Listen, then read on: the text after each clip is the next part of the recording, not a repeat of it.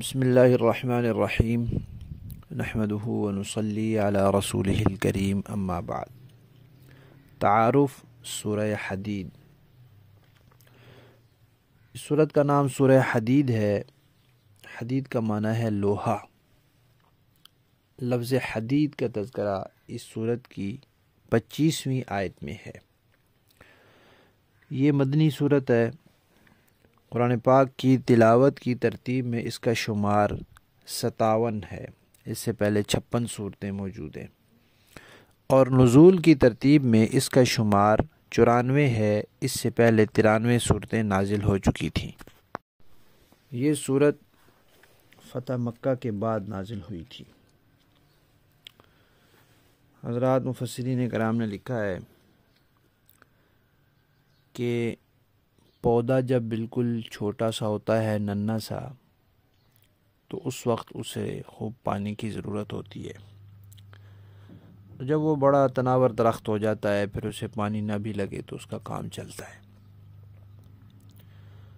تو اسلام جب ابتدا تھی تو اسے خوب قربانی کی ضرورت تھی، محنت کی ضرورت تھی، اور مشقتیں برداشت کرنے کی ضرورت تھی۔ پھر جب وہ تناور درخت بن گیا تو پھر اس درجے کی ضرورت نہیں رہی۔ اس لیے جو لوگ فتح مکہ سے پہلے مسلمان ہوئے وہ اور جو بعد میں مسلمان ہوئے وہ یہ درجے میں برابر نہیں ہیں۔ پچھلی جو صورت ہے اس میں شرک کی تردید کا اور توحید کے بیان کا تذکرہ تھا۔ اس صورت میں بھی توحید کا بیان ہے۔ گزشتہ صورت ختم ہوئی تھی تو اس میں تسبیح کا تذکرہ تھا۔ یہ صورت شروع ہو رہی ہے تو تسبیح کا تذکرہ ہے۔ پچھلی صورت میں 3 قسم کے لوگوں کا تذکرہ تھا: اصحاب الیمین، اصحاب الشمال اور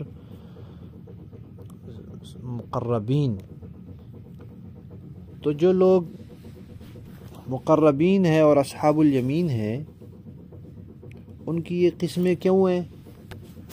اس لیے کہ جو مقربین ہیں وہ ایمان میں زیادہ پختہ ہیں اور عمل میں زیادہ مضبوط ہیں۔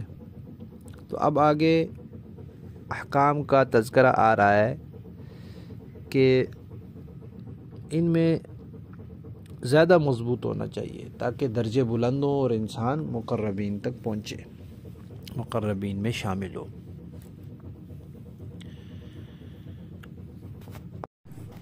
سورت کے اندر اللہ تعالیٰ کی عظمت کا بیان ہے، اور جو اللہ کے ماں سوا ہیں وہ سب اللہ کے محتاج ہے، اس کا تذکرہ ہے۔ قرآن پاک اللہ کی سچی کتاب ہے، نبی پاک اللہ کے سچے رسول ہیں۔ پھر ان چیزوں کو ماننے والوں کا انجام اور نہ ماننے والوں کا انجام بیان ہوا ہے۔ پھر دنیا کے جو کام ہے وہ اسباب کے ساتھ ہیں، اور اسباب میں ایک سبب مال ہے، تو مال خرچ کرنے کی ترغیب دی ہے، اس میں ایمان کی ترغیب دی ہے۔ جو چیزیں گمراہی کا سبب بنتی ہیں ان کو بھی بیان کیا ہے، اور دنیا کی ناپائیداری اور بے ثباتی کو مثال سے واضح کیا ہے۔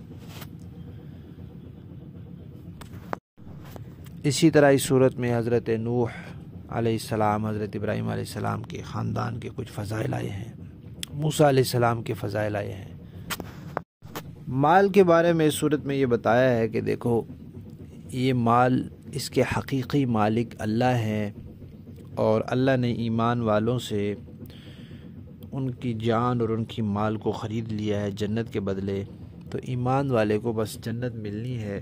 اب یہ مال بھی اس کا نہیں اور یہ جان بھی اس کی نہیں۔ اب جیسے اللہ کہہ رہے ہیں ویسے خرچ کرے۔ جیسے کوئی آدمی کوئی کارخانہ بناتا ہے، کوئی ہوٹل بناتا ہے، کوئی ادارہ بناتا ہے، تو وہاں کسی کو منیجر رکھ دیتا ہے۔ اب وہ منیجر اس کا مالک نہیں ہوتا، لیکن اس کو اس میں اختیار دیتا ہے کہ میری مرضی کے مطابق اس کو تم چلاؤ۔ تو منیجر نے مالک کی مرضی کے مطابق اس کو چلانا ہوتا ہے۔ تو اب انسان نے کیونکہ اپنی جان بھی بیچ دی ہے، اپنا مال بھی بیچ دیا ہے اللہ کو، مسلمان نے، کس کے عوض؟ جنت کے عوض۔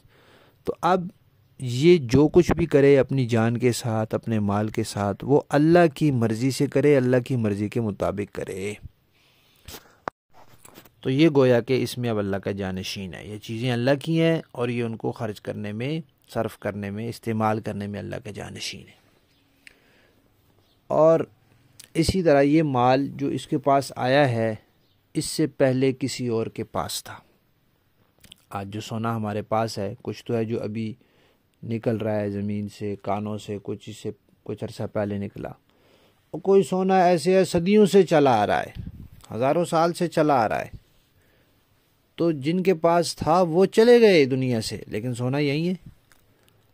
اب جو جن کے پاس اس وقت ہے یہ بھی چلے جائیں گے، سونا یہی رہے گا۔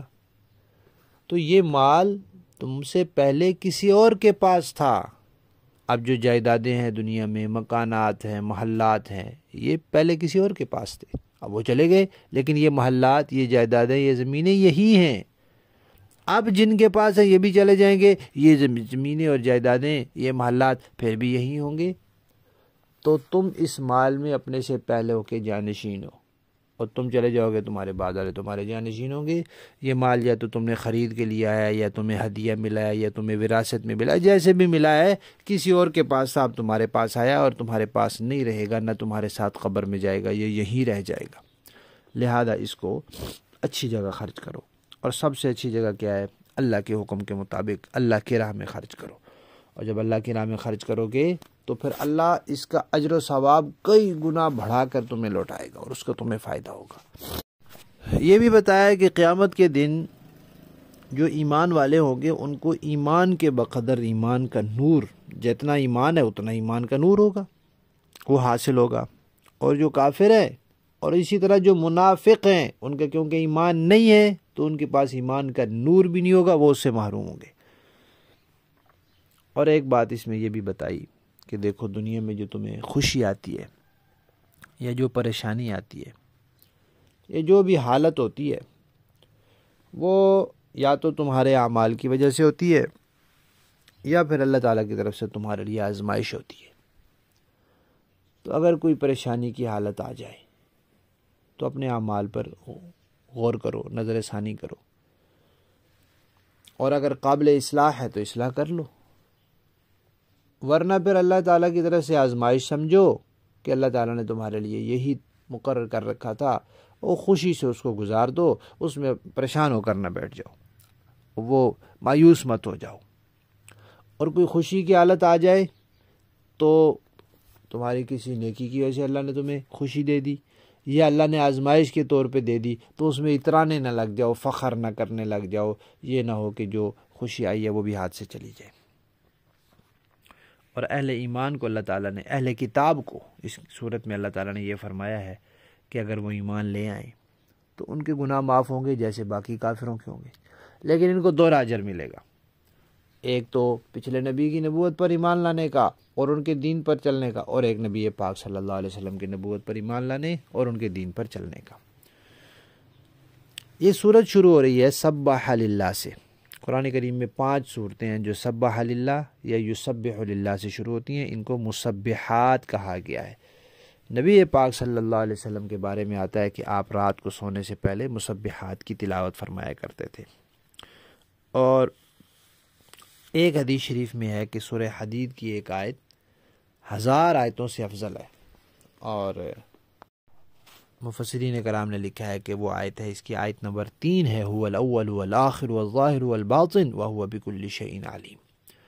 اور حضرت ابن عباس رضی اللہ تعالیٰ عنہ فرماتے ہیں کہ اگر کبھی کسی کے دل میں شیطان کوئی وسوسہ ڈالے تو وہ یہ آیت آہستہ سے پڑھ لے۔ اور یہ بات پہلے بتائی جا چکی ہے کہ یہ سورت فتح مکہ کے بعد نازل ہوئی تھی۔ اس کے بعد مسلمانوں کی کافروں کے ساتھ لڑائیاں اور جہاد وغیرہ، وہ اس کی جو جزیرے عرب کے اندر، کیونکہ اسلام غالب ہونا شروع ہو گیا، لوگ فوراً مسلمان ہونا شروع ہو گئے، تو جزیرے عرب کے اندر پھر جہاد کا سلسلہ نہیں رہا۔ تو مسلمانوں کو یہ تلقین کی گئی کہ اب اپنے آپ کو ان صفات سے آراستہ کریں، مزین کریں، وہ خوبیاں اپنائیں جو اللہ کے دین کو مطلوب ہیں۔ اور اگر اس سلسلے میں بحیثیت انسان ہونے کے کوتاہیاں ہو جاتی ہیں تو اللہ تعالیٰ سے مغفرت مانگیں اور اپنا مال اللہ کی راہ میں خرچ کریں اور آخرت کو دنیا پر ترجیح دیں۔